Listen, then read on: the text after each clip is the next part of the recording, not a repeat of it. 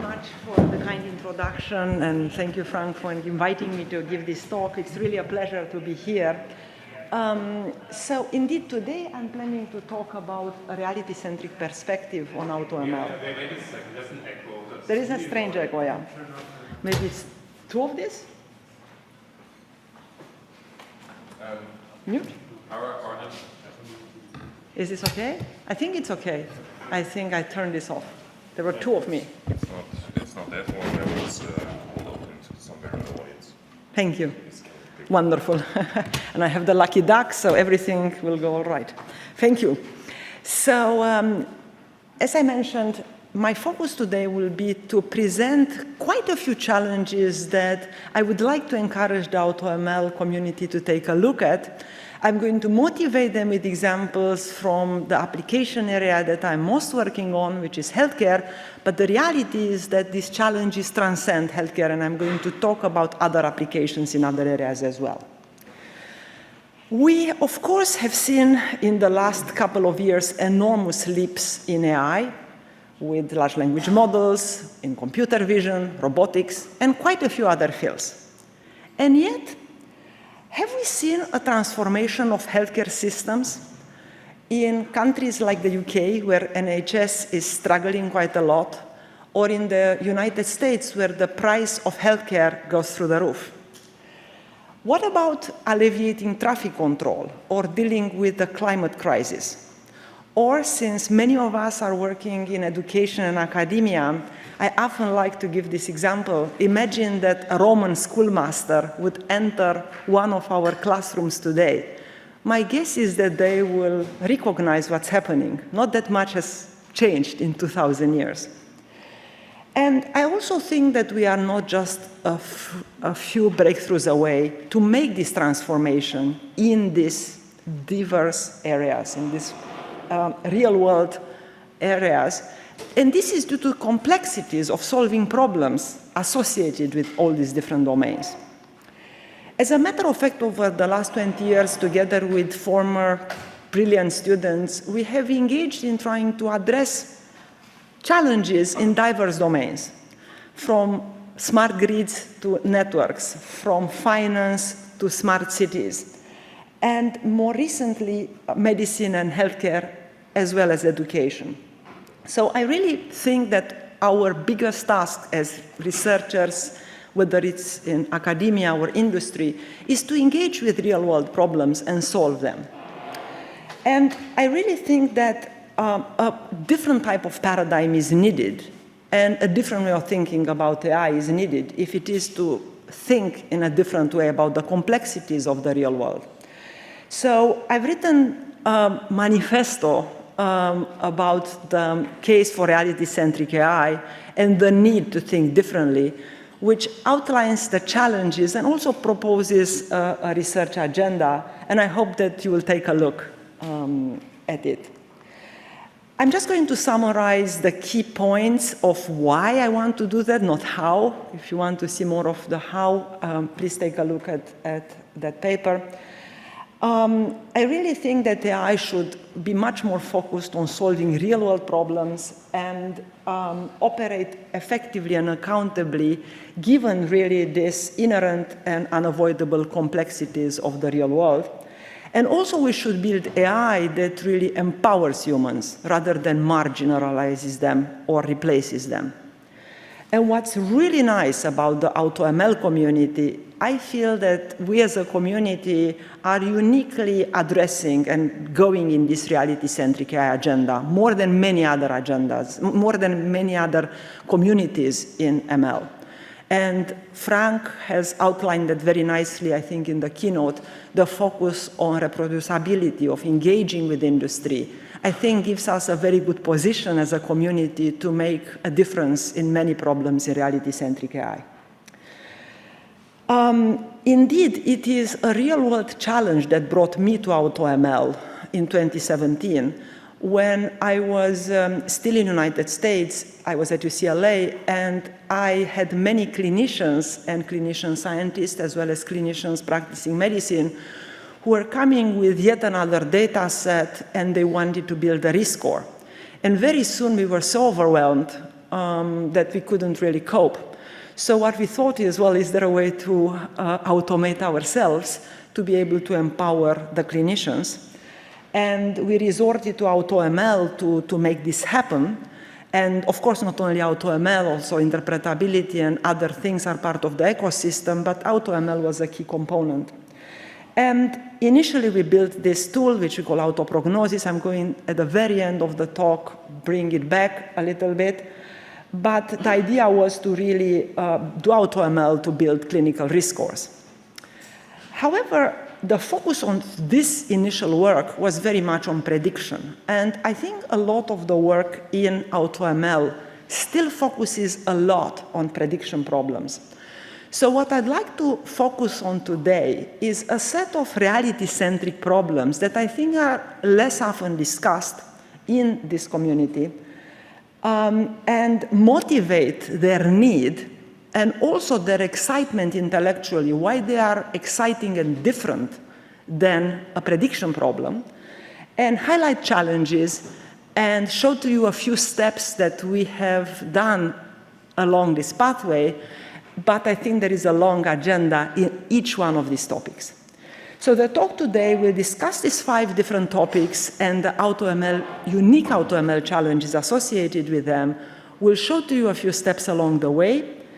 And at the very end, I'm going to talk about the fact that just coming up with methods, even if anchored in reality, is not enough. A lot more needs to happen to really make a transformation in the real world.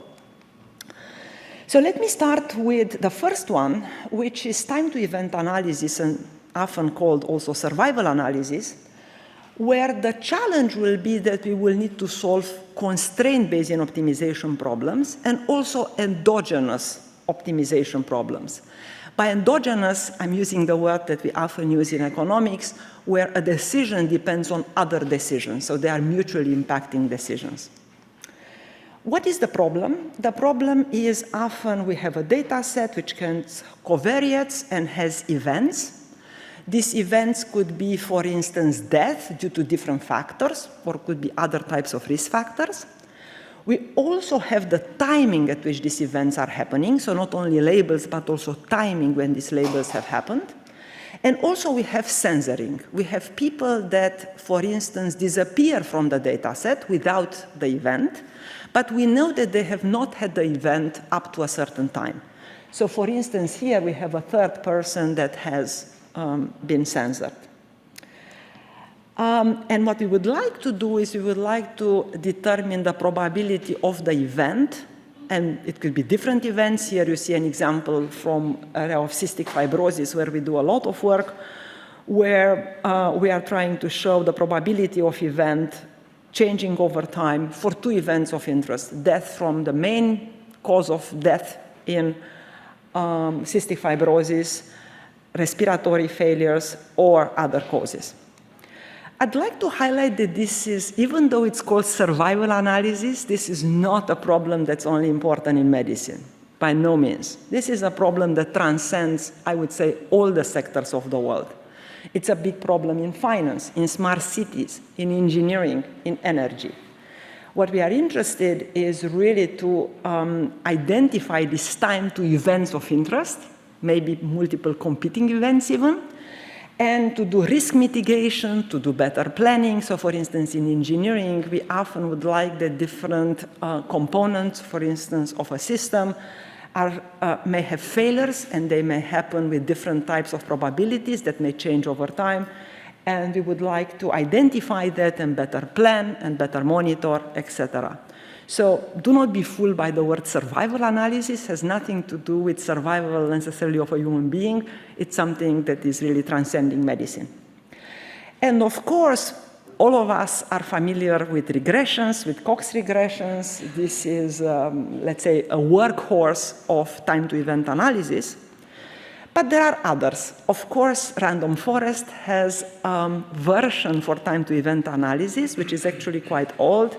This is Random Survival Forest, and there are many other such methods. As a matter of fact, in our own lab, we went into a frenzy at some moment in time, and we started to work on medicine and developed all sorts of methods. But this is not about that. This is about choosing among these many methods. And of course, how do we choose among many methods is using AutoML, but AutoML in this area will have new challenges, and this is what I'd like to start to highlight. First, forget about the blue curve, which dominates all the others. This will be an AutoML framework. But let's look at the other curves. What you are going to see first is that at different time horizons, different methods are best. For instance, you would see Cox being very good towards the end, and maybe random survival forest being very good towards the beginning.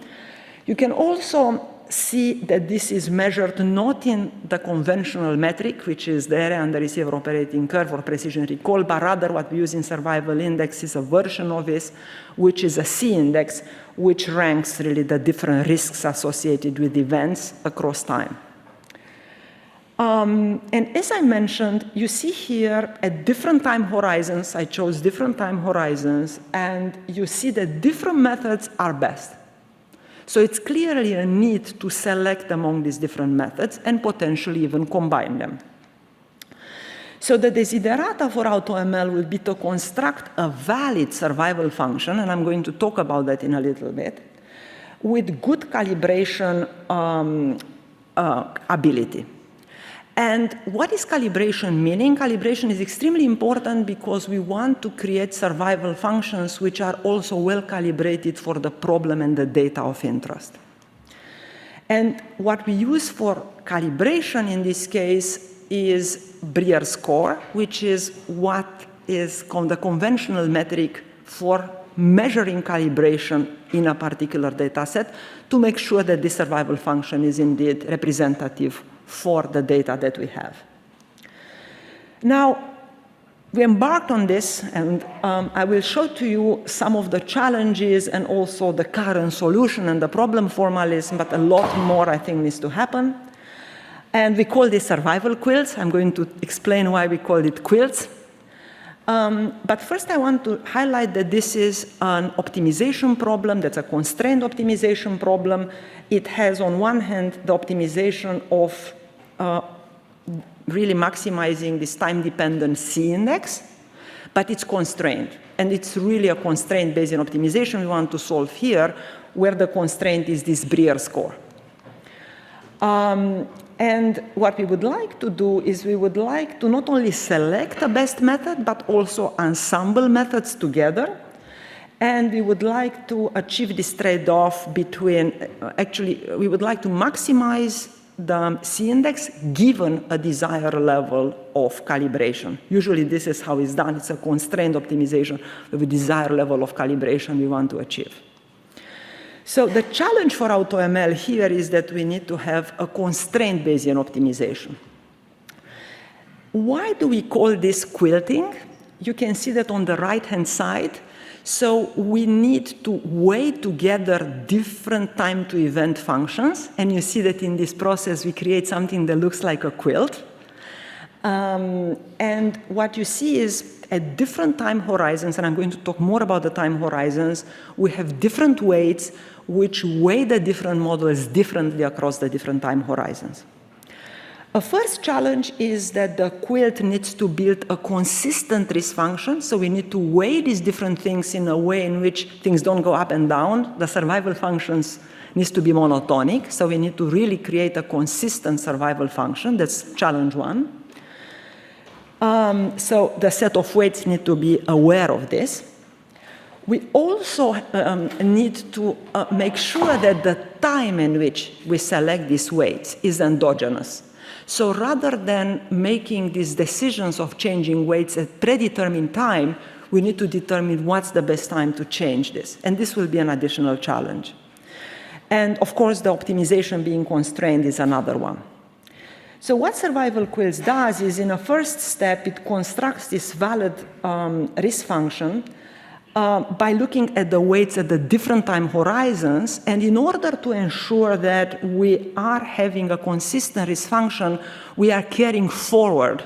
And you can see that in the picture up there. Unfortunately, I don't know whether you can see my pointer, but you see that actually we need to carry forward these weights.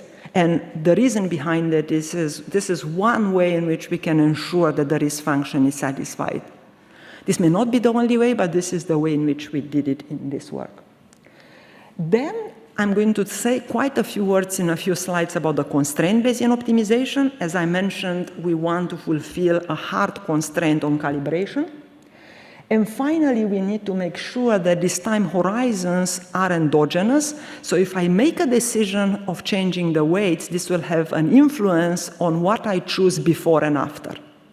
So this is another level of challenge. This is the optimization problem that I have, a Bayesian optimization problem, but with a constraint. So hence, I'm going to turn this constraint Bayesian optimization problem, as shown at the very end of the screen, in an augmented Lagrangian Bayesian optimization, and I'm going to have not just one GP prior, but I'm going to have two GP priors, one for the main objective, one for the constraint. And to see why this is challenging, let us take a look at this figure. So I have a very clear threshold on the Brier score, so I cannot have the Brier score exceed this threshold. And what you see in blue is this Brier score, and it needs to be below this threshold. And what you see on the y-axis is the augmented Lagrangian objective. And what you see is that the first time you minimize this objective, things may seem wonderful, but they are not, because while you are minimizing the objective, you are not fulfilling the constraint of the Bayesian, of the Brier score.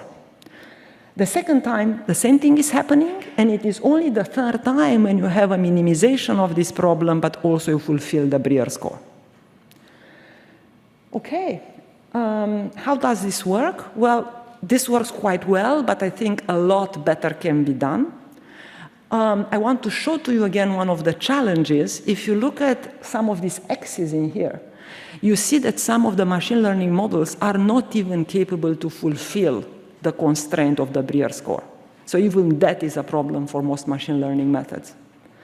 You see also that through this quilting process, through AutoML, we are able to quilt together ensembles at different time horizons that are best.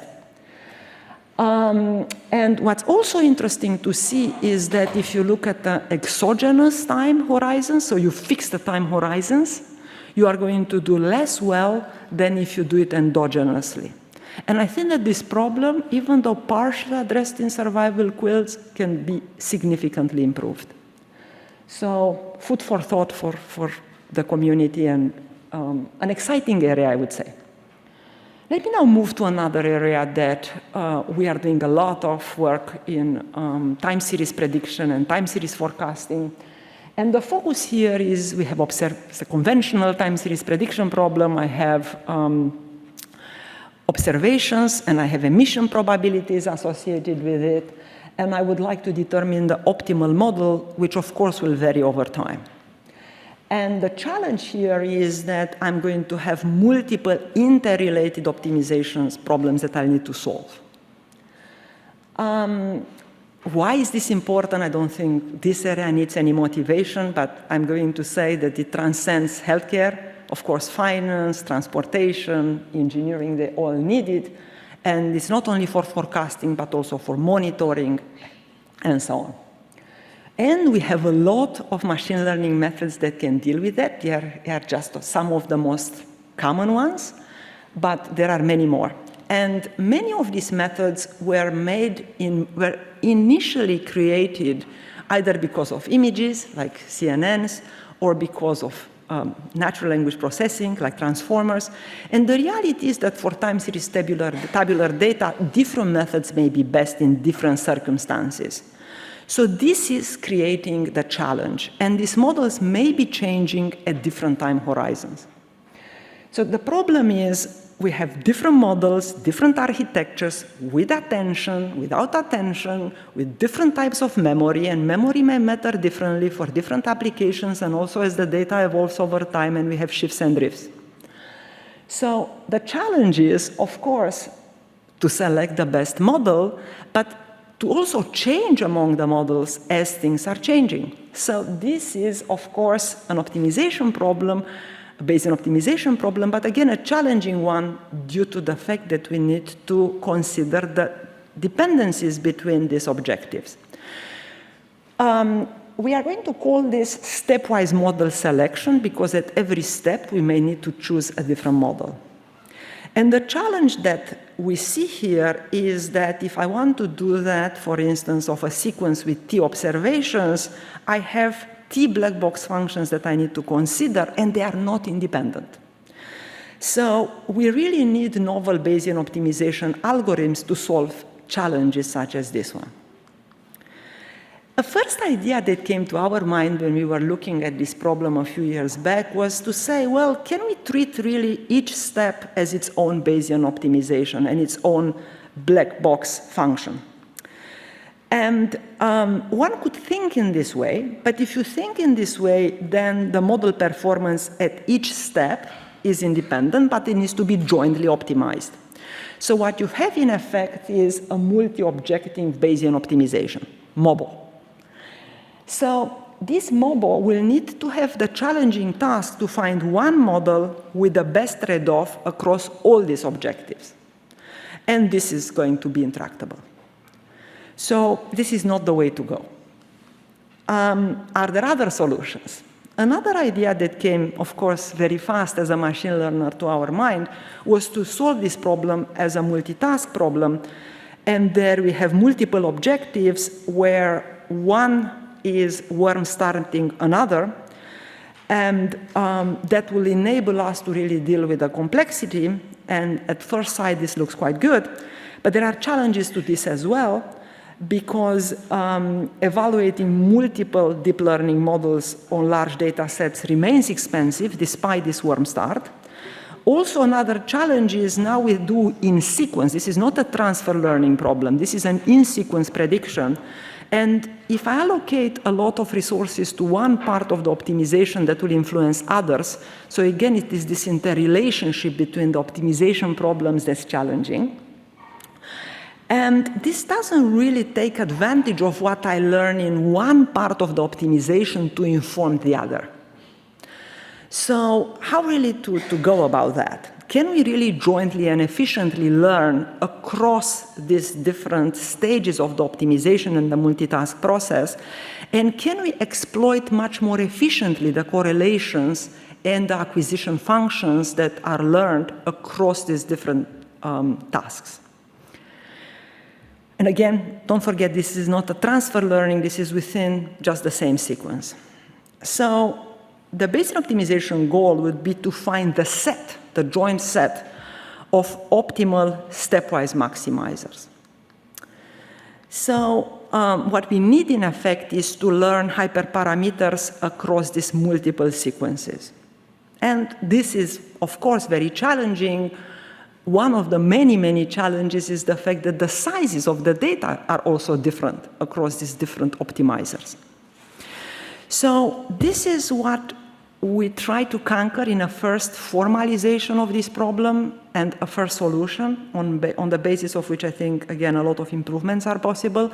But the first formalization came in this paper that we call stepwise model selection via deep kernel learning, and the deep kernel learning gives away the idea. So what were the key steps? First, we really wanted to exploit much more effectively the similarities between the black box functions. And when you hear the word similarity as a machine learner, the first thing that you think about is kernels. But there is a problem here because kernels need to be done across different sizes of data. So you need to overcome that. And the way in which we overcome it in our paper was through deep kernel learning. Let me show the key idea without going in all the details, but kind of the main insight. So this is shown in this diagram, where first what we do is we take the filtration. So we take the filtrations in here, D, and we create, for instance, through an RNN, an embedding matrix, H. Then, in a second step, we obtain a permutation invariance embedding. And it's really important that we create this permutation invariance embedding, because we really need to make sure that we are independent of how the rows are ordered. And finally, we take this fixed size, let's say, embedding, and we are creating a feature map. And this feature map is between the filtration and X are, in this case, the acquisition function features of the time series models. So we fit this into a multi-layer perceptron, and in this way we are constructing acquisition functions. How well does this work? Well, it works better than crafting these things by hand. And I think that this is a fair solution, but again, many challenges, I think, and many different ways of thinking are needed if it is to make even bigger progress. So I really hope, again, you are joining us in this agenda. Let me now move to another area that's very important, not only in medicine, but more generally, and that's the area of causal effect inference. And the challenge here for Bayesian optimization and AutoML will be yet different. We simply do not have an objective function. We cannot do cross-validation because we will not have an objective function. And the reason behind that is in causal effect inference, we do not have counterfactuals. So computing the objective is tricky. So let me remind, since you are an AutoML community, you may or may not have familiarity with this problem. So in just 2 slides, I'm going to introduce the challenge. So in causal effect inference, what we are interested in is we have a patient or we have an instance with a certain characteristics, X, and we would like to decide what treatment is best, what intervention or action is best for this person. And often, depending on the individual features of this instance, in this case the patient, different actions or treatments may be best. And the reason behind that is we have heterogeneous effects. This is, again, don't be fooled by the word effect. This is not only in medicine. This is, again, in any other area. There's actually an enormous amount of work in econometrics in this area, but also this is important in smart cities, in transportation, engineering, and many others. And the key challenge of causal effect inference is, number one, and this was highlighted very nicely as the fundamental problem of causal inference by Holland, is that when we choose for a particular instance an action, we observe the label for that, but we do not observe the counterfactual.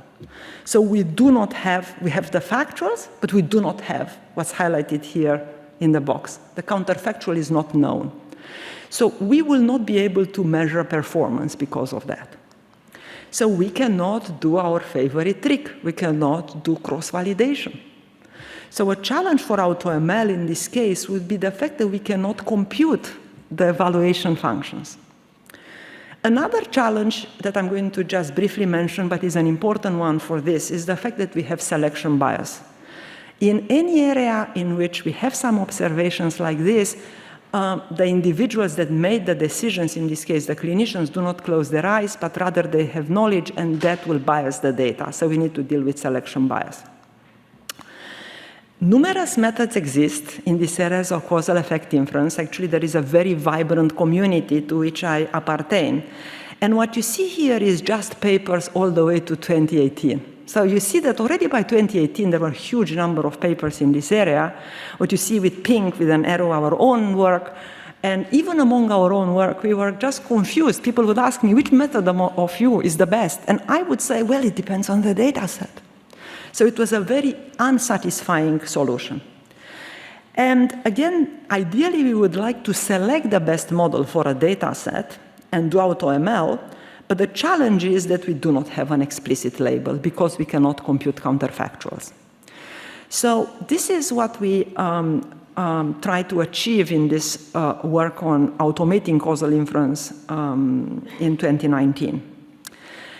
Let me highlight again the key challenge. So the measure of performance for this treatment effect estimation is actually a loss, a mean square error. And we call this in causal effect inference the precision in estimating heterogeneous effect, or for short PEHE or PIHI. And what you see here is that you may have the factual, so you have a dot or a red for the treated and untreated, but you do not observe what would have happened otherwise.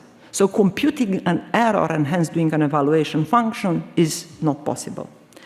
So how do we go around this problem such that we can do AutoML? The idea came to our mind initially in a very simple way.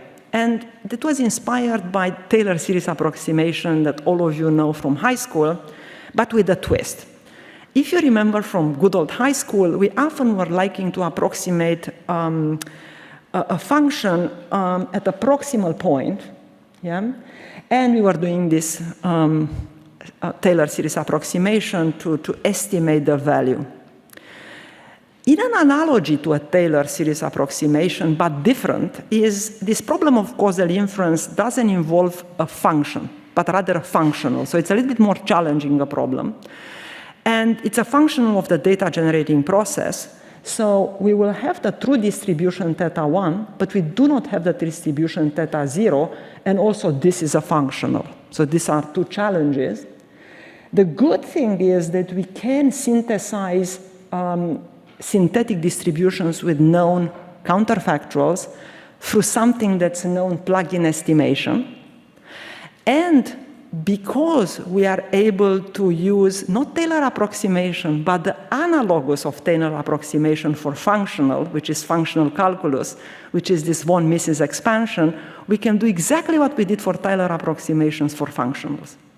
The only difference is that we will need to replace the derivatives with influence functions.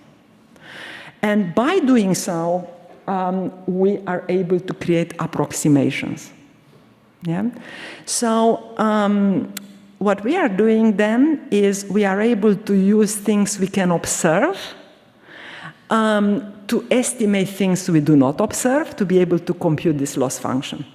So even though we do not know the true distribution, we will be able to approximate it through von Mises expansion, and we are going to be able to synthesize counterfactuals through plug-in estimation. We are going to do that in this two-steps procedure. In the first step, we are going to compute a plug-in estimate, and in the second step, because we have biased data, we will need to adjust for this bias. So we will need to deal with the plug-in bias. That's the second challenge I mentioned of causal inference. So we have actually very natural ways of computing then these estimates to be able to do AutoML. In the first step, we are doing plug-in estimation, and we are computing these plug-in models. We are able then to compute the loss function associated with this, and we are doing the bias correction associated with the bias that is inherent in this type of data sets. With this, we are able to do AutoML for the first time, and this is an area where it's extremely important to do AutoML for model selection. You can see that in here. So we have a very powerful benchmark in this causal inference, which is the Atlantic benchmark, which contains 77 data sets. And what you see is that the result, when we published this paper in 2019, you see that different methods in causal effect inference were best at different times for different data sets, and even the best method was not better than 17% of the time. So you see the need for AutoML, and you see that indeed AutoML here chooses 75% of the time the best model. So this is really an important move. You see also that we still need to push the frontier. Let me now move to yet a different area, and that area is that of imputation. And you may say, AutoML for imputation? Well, yes, AutoML for imputation is actually a very important point and problem, and the challenge here will be the fact that we do not have at times data. So here is not that we cannot compute the errors, but the data itself may be missing. And this is again a relatively recent work that we call hyperimpute. So what's really the problem? Missing data is ubiquitous everywhere, not only in medicine, and it's a big challenge for us. And we really would like, through imputation, to know the likely values for the points that are missing. And how to do that? Well, there are different methods. Our the fields of statistics are full of interesting methods. We ourselves, around 10 years ago, started to build a lot of methods in machine learning for imputation. Some of them based on causality, some of them based on GANs. And again, the problem repeats itself. Different methods are best for different data sets. Which one to use?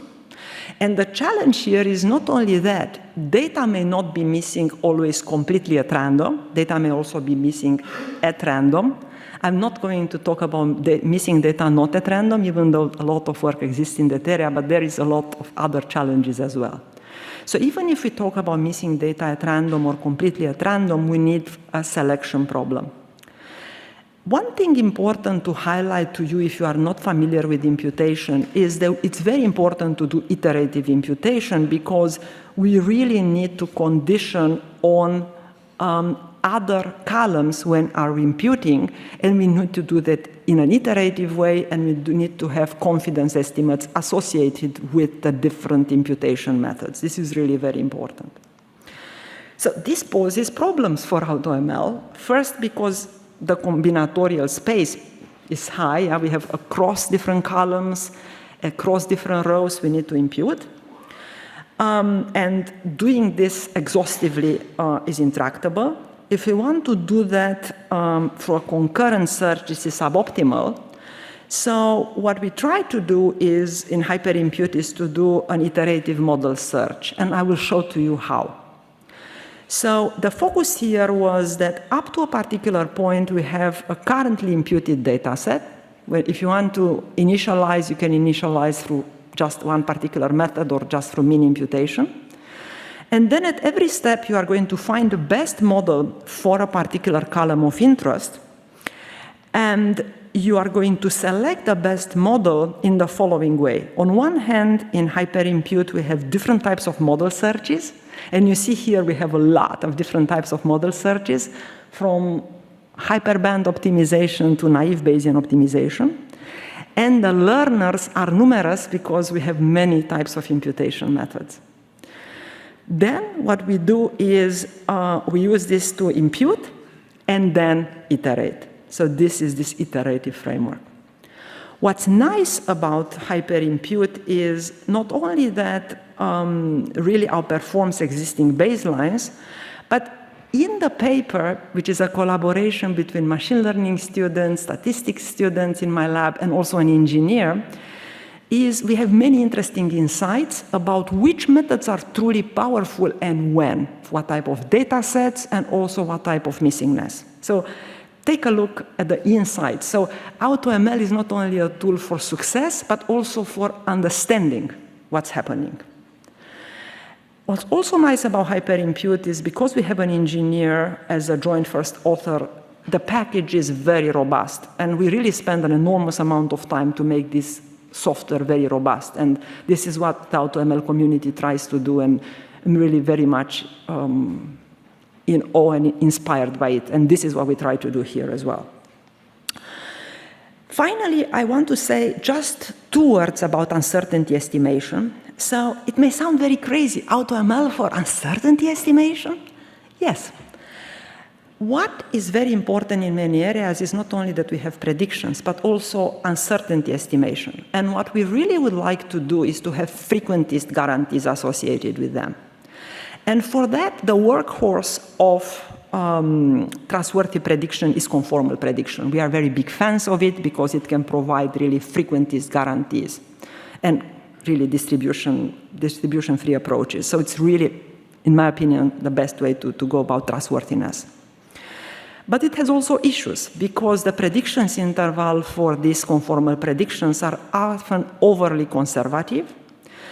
And the AutoML challenge is to choose the conformal algorithm and the machine learning and hyperparameters jointly. And this is a challenging task. I will not talk about this today because it will require me to introduce a lot of notions in conformal prediction. But if you want to look at an area that's, I think, very interesting and important and different in AutoML, this is the one. And again, a few years back, we have a first version of doing that in AutoCP. So today I presented different challenges and different aspects where I think a first formalism, and we try to overcome some first set of challenges, but many more exist. And if you want to read about this, you can go on our website, and we have a research pillar called AutoML. Finally, I'd like to say just a few words about going beyond just methods development, and problem formalism. In our case, we are trying really to empower our users, which are clinicians.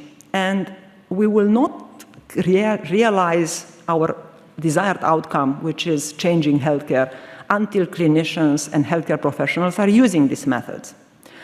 And with AutoPrognosis, which is our first automated tool, we have gone through a large number of collaborations. These are only our own papers, but there are many, many more that do not have us as authors, where people have used AutoPrognosis for other areas. And you see that there are many diseases and many different challenges. But our biggest, let's say, implementation challenge came in the pandemic, when just 1 month after the pandemic started, we joined forces with NHS Digital to use a version of AutoPrognosis to predict the need for resources in NHS. And we did implement this in quite a few hospitals, and there were many lessons learned out of it. And one of the important lessons that was learned is that we really need to build pipelines to not only validate methods very well, but also create demonstrators such that the users of these methods think about the right use and the right ecosystem and the right data to be used for this ecosystem. I talked quite a few about this yesterday, so I'm not going to repeat it, but this is really very important. Another thing was that interpretability methods were important, and different users needed different types of interpretability. As a matter of fact, we discovered that many of you think, okay, I have Schaar or I have Lime and I'm done. No, actually you need a lot of different types of interpretations depending on the stakeholders. And again, as part of that endeavor, we wrote quite a few manifesto papers to talk about this need of different types of interpretability. We then developed not rocket science in terms of machine learning maybe, but I would say rocket science in terms of making a very robust and comprehensive software for anyone that knows almost nothing about machine learning, maybe not even knows Python. And we call this AutoPrognosis 2.0. This time was co-developed with an engineer in the middle, Bogdan, and a clinician, Professor Owen McKinney. And this is a very robust software that does not only predictions, but also interpretations of many types and also even demonstrators. And if you want to play with it, please take a look at it. And we realized, like Marius very nicely said, it's not enough just to come up with this. You really need to evangelize. And clinicians are often very scared when they hear about AutoML because they think that we are going to automate them. And we really wanted to say we don't want to automate you, the clinicians. We want to automate us, the data scientists, such that you have robust tools to use without very limited knowledge. So together with another clinical collaborator, we wrote a paper in Lancet Digital Health explaining why AutoML should be the partner for clinicians. And trust me, it was difficult to get this paper accepted because people were very scared. Just the word AutoML and would give a desk reject. So we walked the walk, so I'm proud on that. Finally, I want to remind you about doing reality-centric AI. I think that this is what the community is all about. There are many challenges. We outlined some of them in this manifesto paper. Please take a look. And again, I'd like to finish with a call of action for the AutoML community to continue to think about real-world problems, move beyond prediction to address other challenges with AutoML. I'd also want to ask you to take a look at some of the work that we have done, not because it's greatest, but because we try to open some new problems and address some new challenges, and we believe a lot better work can be done in these areas. And we are also very keen to collaborate with as many people as we can from this community, which we like a lot, we are inspired a lot by, and we respect a lot. So please drop me an email. Thank you.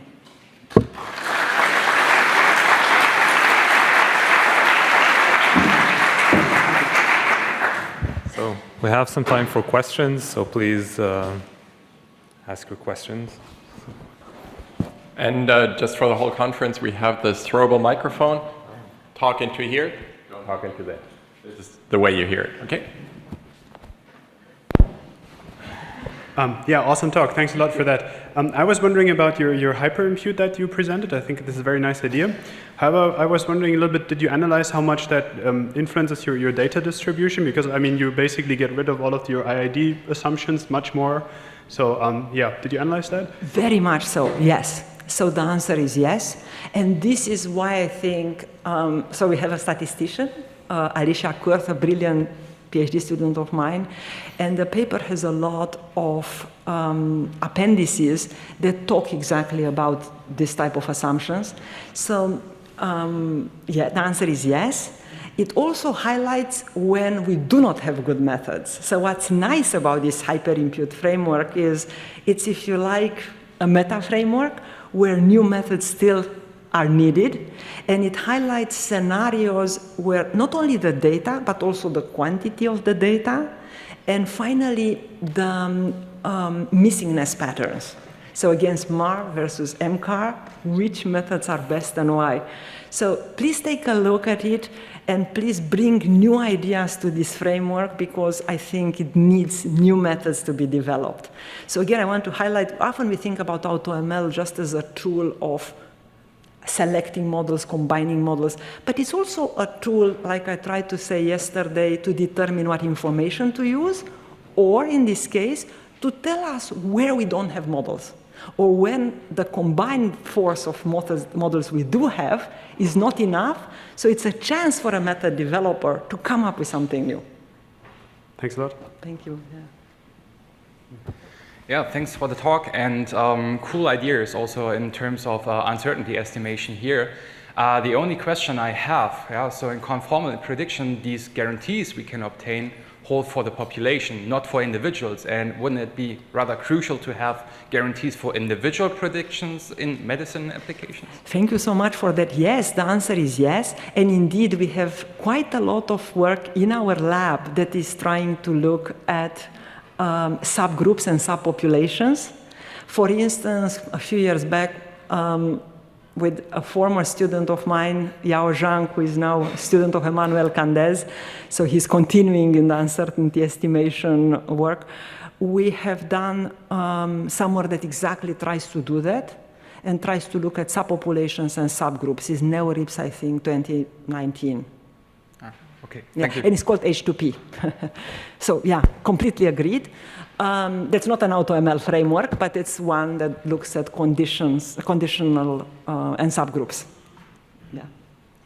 Yeah. One online participant has a question regarding the stepwise learning problem. The question is, how frequent do you need to switch between models? Is that a determined hyperparameter, or do you jointly learn when to switch between models? So we are trying to, this is the whole point, we are trying to determine when to switch among models. I'm not saying that our framework is the best that can be done. It's a first way of doing that, but our framework does switch between models. And again, the challenge here is that the moment you switch, that will have an influence on what happens next. So as the data may have shifts and drifts, one needs to learn what's the optimal time of switching. Yeah. So yes, the answer is yes, we are learning that. We are learning the timing of switching. Thanks, Mihaela. I was wondering how much scope there is for meta-learning. Are there enough tasks in the real world that we can meta-learn from? Definitely, definitely. So I think that meta-learning is a very, like Frank has said so nicely this morning, I think that these communities empower and strengthen each other. And I think meta-learning is huge in this area. Definitely for the types of applications I'm looking at, it's very important, yet tricky, because at times it may look like I have all these data sets are about cardiovascular disease. Why doesn't meta-learning work? So, and at times it works, at times it doesn't. So I think that, again, I know a lot of people in this community are working on meta-learning, and I think it's a very important component of this. And I'm excited to see research by many of you in that area, and yeah, very important. And also I want to highlight that it's important not only for static predictions. It's also important, again, for time series predictions, for other areas as well. So again, I'd like to kind of a little bit, if there is something to hopefully stays away with you after this talk, is I think not enough activities are happening beyond just static prediction. Looking at time series, looking at causal inference, looking at imputation, looking at other areas where these ideas are important and can flourish. If it is to highlight just one of them, causal effect inference, it really needs it. The community of causal effect inference is as creative as this one, but is a community that keeps on publishing methods and is less reality-centric in the sense that often we just publish data sets that are benchmarks on data that's not very realistic. Actually, we wrote quite extensively about the problems associated with it, and we just are benchmark driven, so we're trying to beat the same methods on the same data sets and publish yet another paper. But then when you take it to reality, you see that no method is actually very good. So meta-learning for that will be good as well. So whether it's meta-learning or AutoML, and I don't know whether this is correct, and please come in the break and tap me on the shoulder to tell me about research, but that you know about this area. But a few years back, we tried to make a framework that we call clairvoyance, that we published at iClear 2021, and we were looking at transfer learning in time series settings, and we couldn't find anything that was amazingly good at that time. So if you know about good frameworks for transfer learning and meta-learning in time series data, please come and tell me, because I need to not invent new methods, but rather use them for some of the medical problems I have. Thanks for the great talk. You mentioned that during the COVID pandemic, one of your methods, the prognosis one, got a chance to get tested on the field, something like that. I was curious whether it got used in practice, meaning aside from how well it worked to predict things, how were your dealings with the NHS? Were resources actually allocated, according to your method, or were they very resistant? Thank you very much for this painful question. So first, I want to say that we have done something pretty crazy. So we try to publish our experiences because we thought it's really important to talk about the lessons learned. A first lesson that we didn't publish, because it was somewhat embarrassing, is that I was surprised when the pandemic started. I told my students, we are a group that does cutting-edge machine learning, but our focus is really on healthcare. Who among you wants to join forces with me to try to offer our services to the NHS, which is clearly struggling, and we will not end up writing papers? And only 2 students out of an entire lab volunteered, but this is the first lesson. I was quite surprised. But with these 2 students, we spent literally, so Ahmed Allah and Zhao Zhiqian, they were the 2 people that joined forces with me. So that was number 1. So if you are a student, engage with real-world problems. But then there were many problems associated with the NHS and to putting this in practice in different hospitals, which were, NHS may sound like a monolith, but it is nothing but a monolith. So we have written about this in a paper that, again, nobody wanted to publish because they said, oh, lessons learned about applying ML in practice. Who is interested in that? So after an entire year of circulating that paper, it finally got accepted in the machine learning journal. So you can find it online, actually. So it's called CPAS. I can send it to you. It's called CPAS, the lesson learned in the pandemic. So we talked quite a lot about these lessons learned. And to your point, where are resources allocated? So we were a professor and 2 PhD students. We couldn't scale beyond the point. NHS Digital had a few people allocated with it, but many of them had no idea of machine learning at all. So what they ended up doing actually is hiring quite expensive consultants, which they were paying huge amounts of money to try to scale this system. And the moment in which we kind of disappeared, they scaled to a point, and that Palantir then took over. Thank you for the talk and the Q&A session as well. It's amazing. I wondered if your SMSDKL approach can deal with the idea of having the class label only to, let's say, the last time step rather than at each time step, which I reckon it's actually right now at each time step you got a class label, and in your filtration and model, each data set got a class label. Could that be adaptable to, let's say, one class label at the last time step rather than at each of them? Thank you. Yeah, no, I think that all sorts of variations are there. So in this particular setting, we focused on sequence prediction, but I think that a lot of interesting subsequent challenges are there. Some of these ideas may translate, but some may need additional ways of thinking. So this is why I'm trying to get as much of the community interested in these problems. Because really, like in causal inference, in time series prediction, we have an important challenge, and that is that these data sets are really very different. And I didn't even mention the fact that we have often irregularly sampled data as well. Thanks for the great talk. I have one question about data we already talked about. There aren't that many data sets that are realistic. In this age of big foundation models trained on massive amounts of data, what is your view on how can we use those methods? Is there hope for sim to real, learning from synthetic data, etc.? So as you may know, I've done a lot of work on, so this has been a very big pain for me since I started in 2015 to work on this area of machine learning for healthcare. People would have a data set and they could not exchange it with me even if they were at the hospital next door. Then I got data sets I wanted to give to collaborators, I couldn't. So actually we were the lab that started synthetic data for privacy preserving. We really started this field, which now has taken off. We are very happy with that. So, but when we started in around 2016, nobody was even wanting to talk to us because they said, "What's synthetic? What is that?" Since then, the community has changed a lot. In a parallel but friendly effort to the AutoML community, we run synthetic data workshops, synthetic data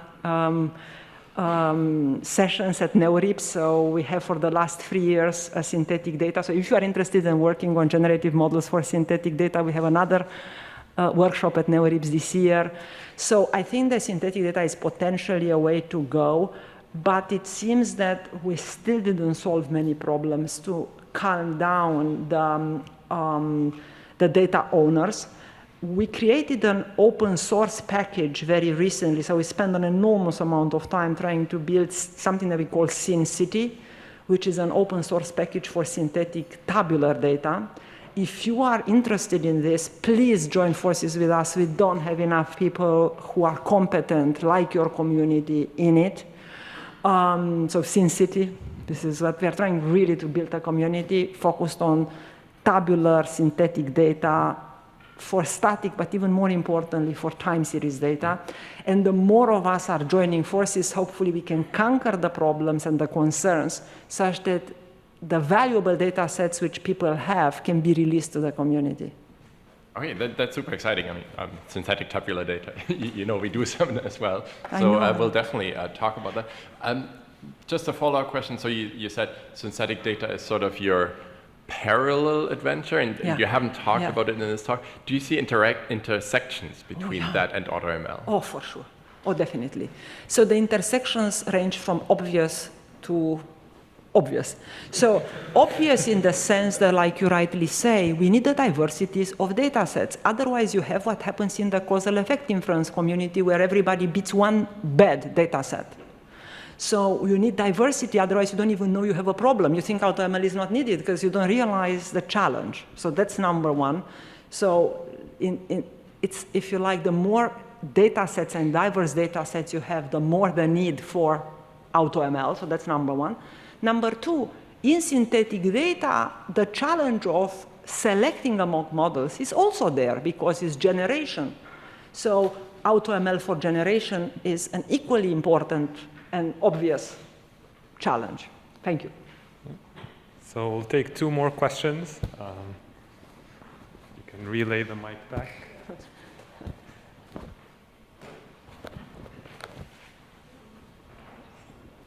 Thank you very much for your talk. One finding that really came up again and again in your talk is that no method performs equally well for all data sets. And this is something that I've also seen in my work, so it tends to be one of those truths for real. I was wondering whether amongst all of these different problems you worked on, are you able to synthesize any kind of robust patterns, such as method of this type works well on data set of this characteristic that kind of transcends some of these problems you talked about? Or is it just like really, really difficult to make any kind of synthesis of this type of pattern? Thank you. This is such an amazing question. It's a very difficult one. It's a very difficult question, and one that has been in my mind for all the years I've worked on these topics. And I'll make some enemies when I'm going to say next, what I'm going to say next. I really think that the learning community, the theory learning community, is not the answer. So when I started this, I have 2 hats. I work both in industry in my PhD, but also I've done quite a lot of theoretical work. So I was quite a big believer. I thought a lot of the work in learning theory may help us, tell us how to do model selection. And I was disappointed with what I saw and how that translates to reality, because I'm very big on reality-centric. So one of my big loves for AutoML is exactly the fact that it can point out some of these insights, some of this theory. What type of method works best when? And I think that the only area where I have quite a lot of insights, partially because our lab has been obsessed with it, is the causal effect inference literature. I can point you out there with work that I've done recently with, again, my amazing PhD student, Natalia Schaar, where we're really starting to synthesize the whys of methods. But I think that with that area as an exception, we try to do some of it in imputation, as I mentioned, really try to understand why and how. But I feel that AutoML can be a first step in trying to understand relationships between realistic data-generating processes and what methods end up being best. And what I try to do, final thing related to this, sorry, but I'm excited about this because this is something that I'm obsessed with. So we try to create almost like a recommender system that's kind of trying to, even if you didn't try AutoML, can you say which method will be best? So we have tried a version of this together with a master student, and some interesting things came out of it. They were not spectacular in the sense that often models that were somewhat simple and had some type of structure were the best. So that's another passion of mine that Frank has been very supportive of, which is this endeavor on what we call causal deep learning, where you don't have pure causality, but you have some additional structure. So what we saw is that if you have some structure, that allows for better performance usually, but this is more empirical. So yeah, thank you very much. Thank you. Yeah. But I'm keen to discuss more about this.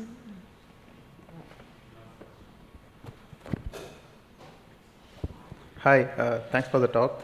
I would like to know a little bit more about the AutoCP, the prediction interval AutoML that you had on your slides, because there's this challenge where you try to automate the prediction interval, but with there are 2 spectrum where you have like a very big interval which is more confident but it's not useful. Then we try to make the interval lesser, but it's not as accurate as the as confident as that. How do you deal with what are the challenges you face to automate that?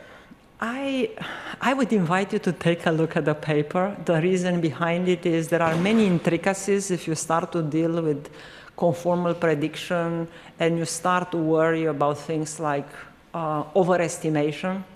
And it's difficult to explain without a board. The only thing I want to say about that is what's interesting about this topic is that thinking about conformal prediction and conformal prediction intervals is actually a machine learning problem in itself. And people don't view it that way when they look at it from a statistics community. So I think it's an opportunity. That's the reason I wanted to bring in to your community, that I think it's an opportunity for AutoML to play a big role into the uncertainty trustworthiness estimation community. And AutoCP does a first step. It's quite intricate. You need to get familiarized a little bit with the area, but I think it's very doable for the community and an exciting area. Yeah. Thank you. So thank you so much, Mihaela, for a super interesting talk. Thank you for inviting me. Q&A session.